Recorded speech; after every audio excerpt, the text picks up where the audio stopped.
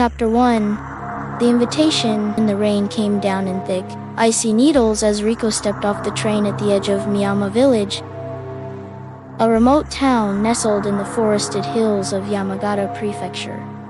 The air carried a scent of pine in decay. Clutched in her hand was a yellowed envelope bearing a red wax seal letter from a gray tant she'd never heard of before. Dear Riko-san, it read, "You are the last of our bloodline.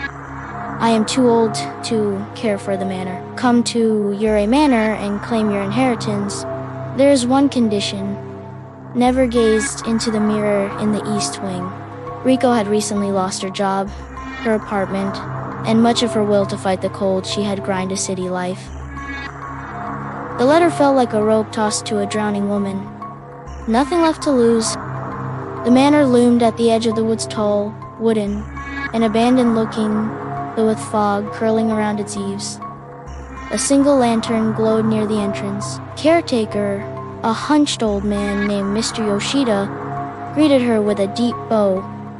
"It is your blood's burden now," he whispered as he handed her the keys. Chapter 2. The Mirror. The manor was vast and eerie. Tatami mats creaked underfoot. The walls were lined with old scrolls and dusty portraits. Her gray tent was nowhere to be seen. Though signs of recent habitation were evident, fresh tea in the kitchen, folded clothes in a wardrobe, and then there was the east wing. It was colder there. The shoshi doors groaned, reluctant to open. The room was simple, save for one thing: a tall, ornate mirror in a black lacquered frame. It stood directly across from the doorway, veiled in a white cloth tied tightly at the corners. Riko felt her skin prickle. She backed out, shut the door, and locked it. That night, she dreamed of the mirror, of eyes behind the veil, of a woman with black hair standing just on the other side, tapping, tapping, tapping. Doors opened by themselves. Chapter 3. A scratch on the surface. Over the next few days, the house seemed to change. Her reflection lingered a moment too long in windows. She'd turn a corner and feel a breath on her neck only to find herself alone. Yoshida returned once, only to bring her supplies. When she asked about the mirror, her turned pale. The Yūrei mirror shows what it wants you to see.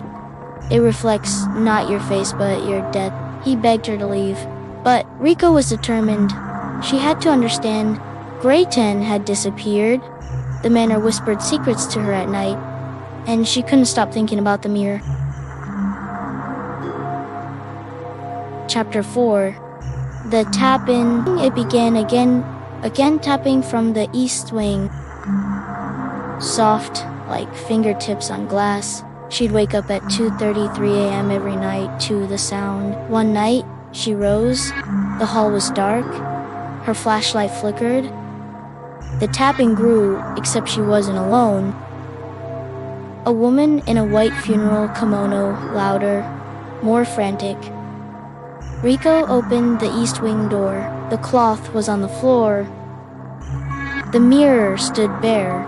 In it, she saw herself, stood behind her, face obscured by long, wet hair. Blood dripped from her hands.